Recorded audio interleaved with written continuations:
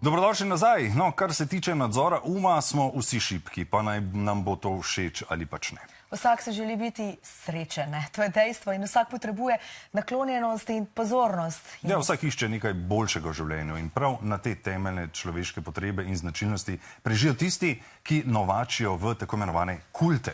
In naša največja ranljivost je prepričanje, da se nam kaj takega ne more zgoditi. No, in o tem bomo govorili, torej o pasteh duhovnosti z našo naslednjo gostjo. Irena Pan je z nami. Irena, živja. Živja. Dobro Hvala jutro. za povabilo, dobro jutro. Z veseljem. Zdaj, ko rečemo kult, v bistvu nekako pomislimo seveda na kakšne filme, ki smo jih gledali, a ne? In mogoče te zgodbe, ki smo jih slišali, ne pa v bistvu, da je to nekako del tudi Slovenije. Kaj je pravzaprav kult? Ja, zanimivo je, da je v Sloveniji res veliko število skupin, ki delujejo po vseh principih kulta. Težava pa je, da večina ljudi sploh nima predstavi. Mi mislimo, da je to nekaj filmskega, neki ukleti, pentagrami, tema, to se dogaja samo zunaj. Voodoo. Ne, v resnici imamo pa pri nas res ogromno število skupin, ki delujejo po vseh principih kultov.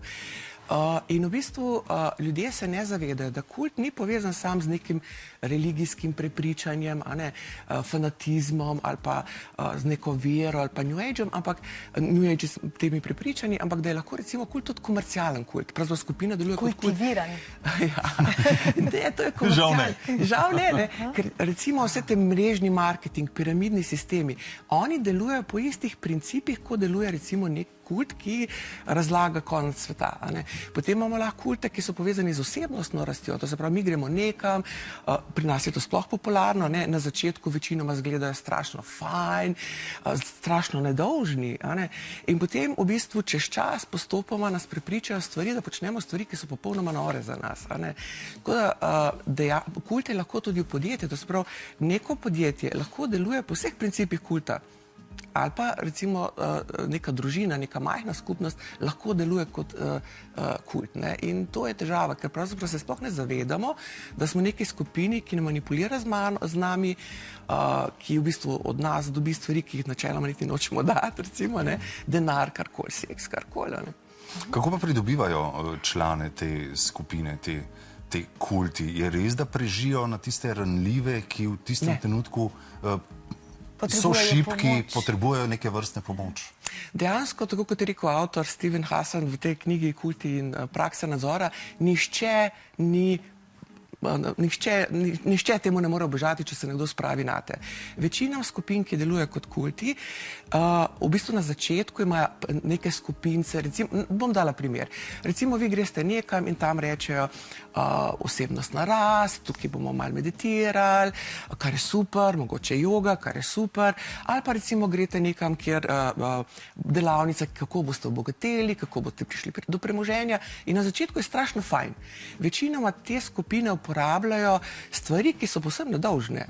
In vi imate vi ste prepričani, da ste prišli neko skupino, ponavadi vas, temu se reče love bombing, bombardirajo s pozornostjo, vi ste super, vi ste fajn, naredi se skupina, to so drugi člani, že te starejši člani kulta, takšne skupine vas ustvarjajo neko skupino in dejansko šele potem, ko dobijo vaše zaupanje, se to pa deluje, se to je pa fajn, jaz se zdaj dobro počutim, res imam nekaj več denarja.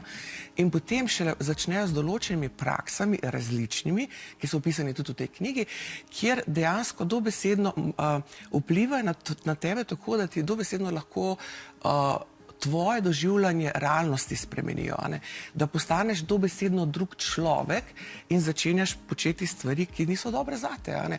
Recimo, če poznate happy kult, ljudje so dobesedno jemali stotine tisočev evrov kreditov, ki v imenu osebnostne rasti, duhovnost prek kapitala, in jih predajali svojimi voditelji, da se bojo sprostile blokade. Nihče ne gre v kult, da bo rekel, jaz grem pa noter, zato da bom jaz se zakreditiral, pa dal temu človeku bajne vsote denarja. Potem sploh ne bi šel noter. Nihče pri zdravi pameti ne vstopi v kult, ampak je načrtno rekrutiran. Kako težko pa je potem iz tega kulta izstopiti? Lahko sploh, recimo, če se znajdemo v tem, najdemo v sebi dovolj moči, da iz tega izstopimo, ali smo preprosto zaslepljeni? Zelo težko je izstopati, dokler ni res nekaj hudega se zgodi. Recimo v primeru Happyja, oni so jih recimo imeli v imenu učenja, da so vsako jutro ob 4 vstajali, meditirali pol ure in potem so jim učili postopoma ta njihova učenja. In vsak ve, kakšen je ob 4 zjutraj napol utrujen, zaspan in potem še meditiraš, ti si popolnoma napol umamljen. In v tem stanju ti lahko, recimo jaz vam lahko karkoli, dan za dnem, počasi, postopoma spreminjam realnost, se pravi, kaj je res, kaj ni res, kaj je dobro zate, kaj ni dobro zate. Potem pogosto recimo reče, tudi kadar imaš občutek negotovosti, pa začneš dvomiti, pa reče, ne, to je samo tvoja ovira k tvoji duhovni rasti, ti moraš to premagati, ti moraš iti na višji nivo. In to gre tako postopoma, da načeloma, prej ste vprašali, kako prepoznati, ker smo se pogovarjali, prepoznajo lahko bližnji, ker nenadoma človek, kadar imate svojca, ki radikalno spremeni svojo osebnost, ne samo da reče, ok, zdaj imam pa kratke pa dolge lase, ampak da ga nenadoma se vam zdi, da ga ne prepoznate več. Da začne početi ali pa razmišljati ali pa povsem drugačne stvari kot doslej, potem je zelo velika verjetnost, da je v neki skupini, ki mu je dobesedno prala možgane. In poleg tega je to skupina, to je skupinska dinamika, tudi če začneš ti dvomiti, ker dvom je prepovedano v takih skupinah, pa gledaš okoli, pogosto se zgodi, da je cela skupina in vsi dvomijo, da nekaj tukaj ni v redu, noben si pa ne upa nič reči, ker mogoče pa jaz ne razumem. In ker si ti že dolgo časa notri, jaz sem govorila z ogromno število ljudi, ki so bili v takih skupinah, različnih, in ni možnosti, da jih pripriča. Tu logika ne deluje. Karkoli, ker recimo te skupine pripravijo ljudi. Veste, rekli vam bomo, da smo mi to, ampak to je v bistvu zaradi tega. Se pravi, že vnaprej pripravijo na kritiko, pogosto tudi izolirajo ljudi, ker družine razpadejo, partnerstva grejo na razen, ker reče, da recimo drugi ljudje nimajo dovolj visoke energije, da bi to razumeli in tako naprej, ovirajo vas, vi zdaj pejte to duhovno rast ali pa to obogatenje ali karkoli se in boste potem povrnili.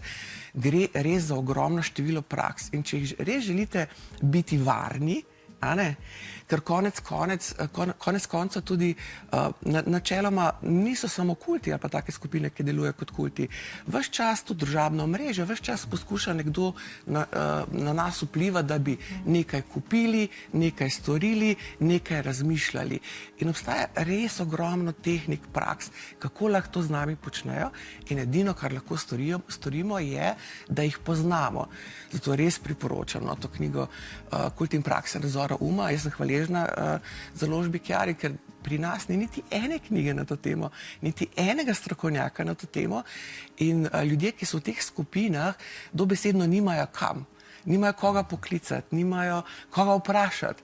Ker recimo svojci, mene še vedno kličejo tedensko svojci, kaj narediti, kako tega človeka spraviti v skupine. V bistvu gre, če povzamemo, za izgubo identitete. Na tem delajo ti guruji, ki so splošno zelo brihtni in preračunljivi. Dejansko po raziskavah je večina voditeljev kultov ali narcističnih, ali psihopatov, ali pa oboje.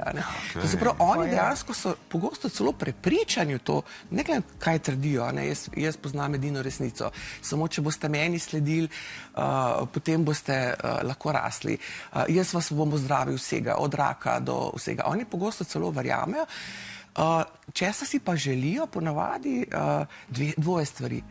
Denarja, predvsem pa moči, pogosto celo bolj moči, ker kakšna moč je to, da imaš ti ljudi, ki bi za tebe dobesedno umrli, ki verjamejo, da si ti nekaj posebnega. Kako bi se torej prepoznati, preden se pridružimo, ker danes je ogromno skupin, ki meditirajo, ki osebnostno rastejo. In ogromno izmed njih deluje po vseh principih kulta.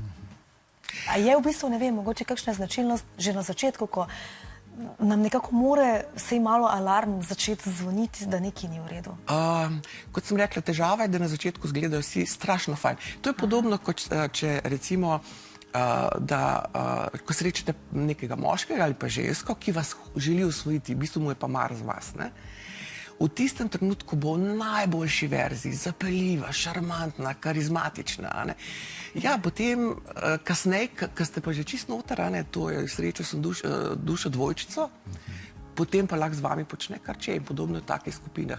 Tisto, kar je zelo pomembno, je, da v bistvu da smo dobri potrošniki. To se pravi, če nas nekdo nekam povabi na neko delavnico, da začnemo raziskovati, kaj je odzadje, kdo je odzadje, ali obstajajo že kakšni na internetu, se je že kdo pritožil. Problem pa je, ker pri nas ni veliko zapisanega od tega, zelo malo kultov je razkritih in dejansko zelo tudi težko najdeš, da ta človek, da je zaradi tega, da nekoga, ki trdi, da bo ozdravil z molitvijo, da je že, ne vem, 4 ljudi umrli, ker nikjer ne piše. Ker težava je, jaz sem se pogovarjal z desetinami ljudmi, ki so v takih skupinah. Ne upajo se govoriti, dobesedno, ker jih je sram, ker jih je strah, take skupine strašno prestrašijo.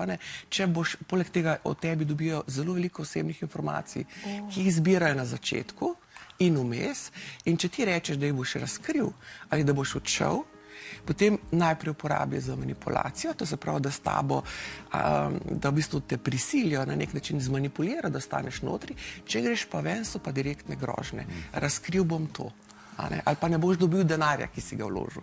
Zagotovo tale knjiga za prebrati. Hvala lepa, Irena, za te detajle, ki verjamem, da so nam dali misliti in vsak zdaj že brska, a sem kje tako, nisem, a so kakšni ti znaki. Hvala ti za danes. Odprli smo zelo pomembno temo. Hvala lepa. Hvala vam. Še kdaj.